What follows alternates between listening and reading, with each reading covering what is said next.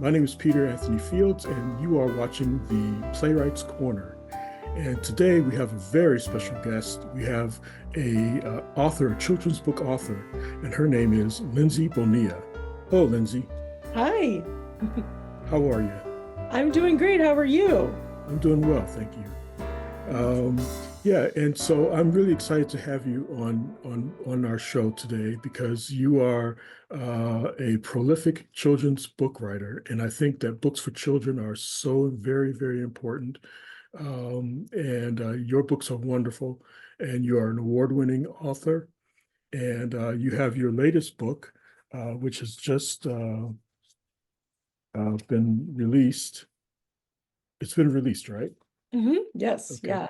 It is called The Storyteller, and it's illustrated by Noir Lee Nagan and written by Lindsay Bonilla. So, Lindsay, tell us what is it that you do and what inspired you to do what you do? Sure. So, while I am a children's book author and also a storyteller, and I do an interactive style of storytelling. My background is in theater, and I've always loved stories. I think just, when I was young, when I was growing up, I was an only child for the first 10 years of my life, so I had to entertain myself. And one of the ways I did that was by acting out my own stories, just kind of coming up with characters to be and pretending that the other characters were there and talking to them. And so I was always acting something out or had a story going in my mind. So it just sort of is very natural progression for me. It's kind of who I've always been. Yeah, and we've had an opportunity to work together on a number of occasions, but more specifically on two short films called Flight to India and Voyage to Russia. Mhm. And those were wonderful experiences working with you. You have so much energy, so much imagination, and it's fun to go along on that ride with you. As I was just as a director and an editor, and you were the screenwriter and producer. And yeah, so you want to tell us a little bit about that experience? Because anyone can view these films, Flight to Russia, Flight to India, and Voyage to Russia, through my YouTube page channel, and you can find those there. And so, Lindsay, explain to us what that was all about in a short Yeah. manner. Yeah. So those were both based on folk tales that I like to tell. And so I just remember you saying to me one day, Peter, hey, if you'd ever like to thought about making this into a film or something, then we could do that. And I was like, okay, let's do it. And so that was great. I remember we had, casting of local actors and had some amazing young people that were part of it. And so we pretty much, I was this kind of kooky babysitter who brought these folk tales to life for the kids I was babysitting, and the stories always related to some sort of issue or problem that they were dealing with. And I mean, that's what I love about stories is that they're just so relevant. The folk tales that we've been, have been passed down for generations are still relevant today. So it was such a joy working on that. Yeah, it was. It was a lot of fun, very enjoyable, and I'm glad I had that experience to share with you and with the actors and the crew. We had a great crew on Yeah. Voyage to Russia and also Flight to India. Who are the storytellers that inspire you, that Sure. inspired So and inspire? yeah, so I mean, I never thought about becoming a storyteller. It was when I was in college, I took a class my senior year from a professor who I had taken a creative drama class from, and I just loved it so much that I would have taken anything that he taught. His name was Reeves Collins. And so he is the person I would say that most inspired me to become a storyteller. He created this environment in our classroom where we would share, every member of the classroom would share like a personal story, folk tale of some sort, and different types of stories. And it was just this sort of environment in the classroom of support and safety. And you just saw like what storytelling creates, the family feeling that it brings, the connection, and the, you know, how different stories, people's experiences, and what resonates for one person might be different than another. And it was just such a beautiful class. Like, I can't even really put it into words. And I went, wow, like that's what storytelling is. This just sense of community, sense of togetherness. And also, you know, not only is it about telling, it's about listening. And I think that's something that we've often lost sight of in this culture today, is that, you know, wow, we can gain so much from just listening to one another and hearing people's experiences. So that was sort of the first thing for me, that I was just like blown away by what it could be. Um, and then from there, because in that class we were looking for different stories that we would tell, you know, if we had to put together kind of like like a a big binder of stories we would tell if we had the time, I came across folklore from Margaret Reed MacDonald. So this is she's wonderful folklorist. She's put together tons of collections of folk tales like these ones that I love. So pretty much any book that she's written, like, I've probably read it, because I just adore the way she presents folk tales from around the world. Um, so she was really inspirational to me. And then I got to take a trip to Haiti some years ago. And when I was there, I had been told that one of the people that I was going to be staying with was a storyteller. And her name was Dom, and she has passed away, you know, since then. But she, and so the place that I stayed with, or the place that I stayed at, it was you know, didn't have electricity except for one light bulb at night that they would turn on. And the family that we stayed with, she was the grandmother. And I like begged, I'm like, can we please hear her tell stories? And she only spoke Haitian Creole. So she told in Haitian Creole. And just the her animated sense, and the way that she drew her whole family in, and the family would be saying, oh, you know, tell us this one, grandma, and there would be these call and response, and the whole family was participating in it. And it was, you could see that this was something that they had done, and, you know, the stories that she had shared over and over again. And there was just this sense of togetherness again with this family. And it was just so beautiful. And I thought, that's the kind of grandma I want to be, Mm. where the whole family is gathered around and we're telling stories, and Yeah. they all feel like this is their story. So they, Mhm. you know, ask her to share different ones, and they felt that it was theirs. And it was just like this most amazing thing. So even though I couldn't understand the words, I could experience the feeling of it. And it was just breathtaking to be part of it. Yeah. Um, so that was something that I will never forget. And also, you know, over there, they didn't have television. They didn't have so many of the other ways that we entertain ourselves. So that was their, you know, their entertainment. And that was just a really neat thing to experience. And then I think before I even realized what storytelling was, another storyteller that really has influenced me is Jesus. The parables of Jesus are amazing. And one of the things that I love is that it's sort of like anytime someone would ask a question, he'd be like, well, let me tell you a story. Mhm. And Yeah. rather than just giving some pat answer, he would tell a story that would make the audience think, and would try to make them see themselves somewhere in the story. And I think that's what I love about stories, is that they don't give us pat answers. They ask us to think and to wrestle and to see ourselves in the story, and to try to figure out who we are in the story, and whether is that the direction we want to go, or do we want to go a different direction. So I really love that. I really love the way that he used stories, you know, to just avoid trying to make it so simple. But like, no, you have to use your mind. You have to use your heart. You have to wrap all that around. And so I think that, like I said, that was an influence in storytelling before I even realized it. Yeah. And something you said earlier was that storytelling teaches us to listen. And that's so very, very important, as you said, Mhm. because we don't listen in this society. We don't listen to each other Right. anymore. We just argue. Mhm. And too many of us argue, I should say, not all of us. But Yeah, and your mention of Jesus as being an inspiration to you for as a storyteller, because as I think back on it as a child, I loved it when Jesus took a moment and explained something with a story, Mhm. and that I think that shows how important stories really are and how effectual they are. Definitely. Yeah. I mean, our Yeah, brains are wired for yeah, storytelling, for yes, stories, and that's how we best understand and interpret the world.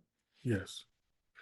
Um, So now The Storyteller, I have to say, is a wonderful book. As I said before, and I'll say it again and again and again.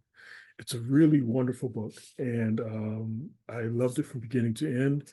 And there's so much that I want to ask you. I hope we have time. Yeah. Um, but for example, one thing that impressed me right off the start was when you mentioned that the storyteller whispered in his ear, and Griffin couldn't remember what she said, but he remembered how he felt. Warm, so warm. And I thought that was really wonderful bit of writing Thank there. you. And and the other thing that struck me was when you said the storyteller fed him milk, fresh baked bread, and all kinds of stories, folk tales, fairy tales, and legends. That struck me because you stated that the storyteller fed him uh, the food and then the stories, and that visual is so amazing to me that you would have that way of expressing that she told stories. She fed them to him, Mm, and he internalized it and used it as nourishment for him, for his mind and for his spirit. And mm, so that was wonderful. thanks. Thank you. Um, what do you hope readers will take away from reading The Storyteller? Yeah, I mean, again, I hope that they will see just the beauty and magic of storytelling. When I'm asked why I wrote the book, I set out to write it sort of as a love letter to the art of storytelling because I feel so many people don't even know what it is anymore. When I go to perform for kids and they ask me what I'm going to do, and I'd say I'm going to tell them a story, they say, "Oh, you're going to read us a book?" And I say, no, like the story's up here and, Mhm. here. And that's for a lot of them is just completely foreign, even though they are storytellers. We're all storytellers. And that's what I really want people to take away that without realizing it, you're a storyteller. We all are. When you, at the end of your day, you tell somebody what happened in your day, you're telling a story. When you pick up the phone to call, your mom because you're having a bad day, you're telling a story. When something good happens and you want to shout it to the rooftops, you're telling a story. So it's kind of trying to, help people reclaim the fact that they are storytellers. Mhm. And I really, want people to tell their stories. Mhm. Um, I'm surprised by how few people tell their children, their grandchildren, their personal stories. And there is mention in the book that Griffin's favorite stories are the family lore and the stories about him. And I've noticed that with my own kids. Like when I tell them a story that from my life, any point of my life, it's like they just get so excited about it. It could be the most ridiculous, mundane thing, but just bringing it up, there's this connection that happens that wow, that's mom when she was little, or, mom at a point where I didn't know her. Um, and so they kind of light up. And even like a couple weeks ago in the car, I was telling this story. I said, "Oh, you guys have probably heard this story." And before I could even start it, my son said, "Yeah, but I want to hear it again." And again, it wasn't this, it was silly. It was about getting ice cream at Mhm. Ben and Mhm. Jerry's when I lived in Madrid, and they just wanted to hear it. Yeah. And that just really showed me how much it matters passing down our stories. Mhm. And so what might seem inconsequential to you is not necessarily inconsequential to the people in your life. They want to know you and who you are. And so I really hope that people will read this and say, yeah, I have stories to tell and I want to share them. And maybe it will create more of a storytelling culture in families. Right. For me, my connection with that, which what you said is that my mom always read books when I was from my youngest age. I just remember her always reading books, and that encouraged me to read books. And Mhm. because I saw her doing it, and by example, I did it too. Wow. And she also always told stories about when she was younger, and what she encountered, and the adventures she went on. And Yeah. if she read a book, she would recount that book to me, tell me the story about what happened and where they went, and all of that. And so I grew up having this conversation with you is making me realize that I grew up in the storytelling home, Mm. and to what extent that brings us to in our lives. And so yeah, so thank you, Lindsay, for being such a gift to the world, Oh, basically. thank you. Uh, I love the words that you use, like a storytelling home. Like yeah, that's exactly what I hope the book will do, whether yeah, make people realize that they're part of that or already, or that they can be part of it. mhm, And yeah, I mean, how much those stories, of resilience probably that you heard at times, overcoming challenges, mhm, or just, family and, recognizing, what we come from, who we are, and bringing that forward. It matters, and right, don't want to lose that. absolutely. Um, the other thing that impressed me so much about the storyteller was that the mother put the grandmother put the her grandchild in the stories that she told. So it Mhm. wasn't just about them; it was about him and them interacting in the story that she told. And I thought that was really cool, and it reminded me so much of uh, naturally, it reminded me so much of Flight to India and Voyage Mhm. to Russia, in that the character of Lindsay would put the children into the story and have them go experience it and go through with it. And that's the best interactive virtual reality there could be, I think. And So, isn't that the truth? Like we want to be the hero in our story. right. And sometimes we need to be reminded that we are. We need somebody to tell us you are brave, you are resilient, you are courageous, Mhm. you are loved. We need those affirmations. And in stories we can find that. And sometimes it's repeating, reminding people what they've already done, reminding them of the stories they've already been through, that you are all those things and you can be them again when you need it, when you need to find that courage. Right. Um, People want to know, many people want to know what what the working relationship is between a author, children's book author, and the illustrator. Now, these are some wonderful illustrations by Noor Lee Nagan. Mhm. And what is that relationship like? What is it not like? Some people may Mhm. make assumptions about what they think it is. So tell us Sure. about that. Yeah, most people are really surprised about this. And so I'm speaking from, traditional publishing. So if you're self-publishing, it might be very different. But in a traditional publishing setting, a lot of people think that I'm telling the illustrator, this is what I want on this, page one, and this is what I want on page two, and nothing could be further from the truth. So the illustrator usually gets my words. My editor will send it to them, and then they pretty much have kind of creative freedom from there.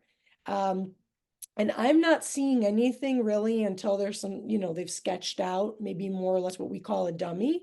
So they've sketched it out all kind of in black and white, and then I'll get sometimes to see the sketches. Now, really, it depends on the publisher and the editor that you're working with if you get to have any say in making changes or not. So sometimes you might offer feedback and the publisher's like, well, this is how we're doing it. And other times you might make some suggestions and they're like, okay, yeah, we'll relay that to the illustrator. But in all of the books that I have published, like I have never spoken with the illustrator on the phone. I've never sent them an email directly, or really indirectly either. Any feedback that I give like goes to my editor, and then whether they pass that on to the art director, who then gets in touch with the illustrator is kind of, case by case basis. So really, when you see illustrations, that is the illustrator and not the author. Right. Yeah, Okay, cool. Because I'm one who's often wondered about what that relationship is like.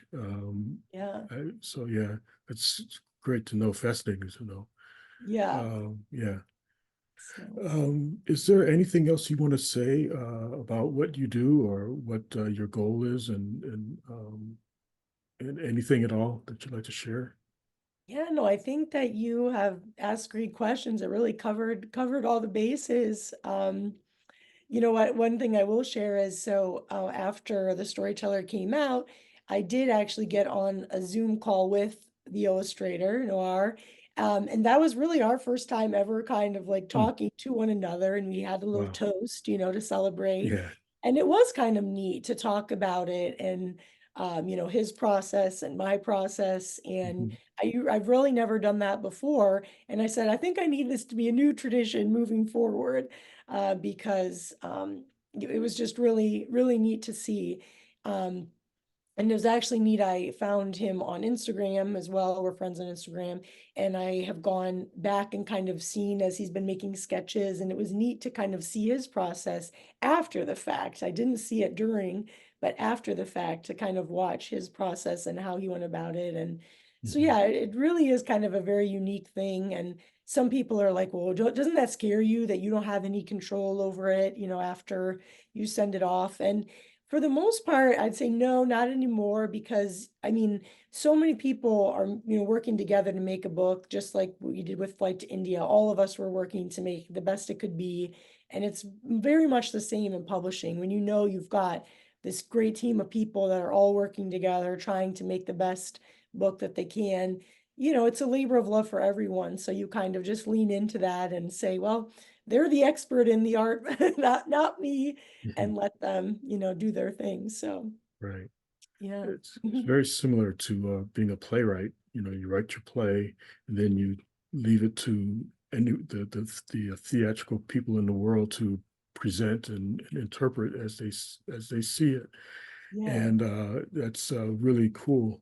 It's a really very cool experience to have when you know that you're, and it's a great feeling to know that you're able to let it go and Hmm. not maintain control over it. There's a certain satisfaction in that because you get to see other people's how it affects other people and what their interpretation of the work is. Yeah, isn't that cool? Like just to Yeah, see how it reaches different people and is interpreted right. differently. Yeah. Yeah. Tell us how people watching can get in contact with you or learn more about what you do, what works you've produced, and all of that. Sure, yeah. So I have a website, lindsaybonilla.com, that outlines my storytelling work and all my books. And then I'm trying to remember what platforms I'm on. I'm on Instagram, Facebook, and Twitter here and there. In addition to, being storyteller and writer, I'm also mom. So that that's probably my biggest job title. And that Yeah. takes up most of my time too. Tell But us that's one of tell my us favorite briefly jobs. tell us briefly what being a mom is like. It's like wearing a million hats all at once. Like Hmm. I always tell my husband, I can't, I don't have a choice about multitasking. It's like I got one kid over here calling me, the other kid over there. I'm trying to cook dinner. Oh, I don't want to forget that book idea. Yeah, yeah, So it's, it keeps me on my toes. I'm never bored, that's for sure. that's good. That's great. Yeah. But no, it's great. I love my kids. I have two boys and they inspire a lot of my stories Mm. and it's a lot of fun too because we share in the joys together and in the disappointments together. Hmm. And it's fun for them kind of watching the process and seeing what it's like and which stories they love the most and Yeah. um I've got, I'll read them the stories and let them kind of be my first editors sometimes. And Hmm. they are definitely invested, which makes it fun. That's great. Okay, so if folks want to look you up on Facebook or Twitter or Instagram or whatever, they can find those links on your website, correct? Yes, I believe so. Yeah. Okay, so that's cool. So one stop serves all. Um, so we'll have the website listed at the bottom of the screen. Oh, And great. yeah, and well, oh, one more thing. I see that that mountain of characters behind you. Uh, Yes. those are characters from your books, right? So those are my collection of puppets. That's the one thing I collect, Okay. puppets, and well, some of them are stuffed animals too. In fact, I have a dear friend, Jeff, who whenever I have a new book come out, he gets me a gift. And so Polar Bear Island, one of my first books, he got me that large polar bear. Mhm. And then I Love You with All of My Hearts has an octopus on the front. So he got me that octopus that's on top of the polar bear. So yes, those are different props and puppets that I use in my storytelling and when I share my books as well. Okay, Mm. that's cool. Yes, we Uh, definitely had to address that elephant in the room. yeah, A large mountain of stuffies in the room. right. Yeah, and just to let people know that everything's okay. Okay. Well, thank you, Lindsay, for joining me on this podcast. I really enjoyed visiting with you today, and and I hope we can do it again sometime soon. Yes, thank you so much, Peter. It was just a joy to talk with you. Thank you.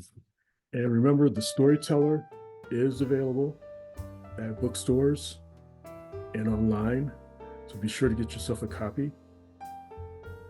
And for yourself and for your children or the children in your life. Okay. Well, thank you so much again, once again, and I will see you. We will see you. We will see each other soon. See ya.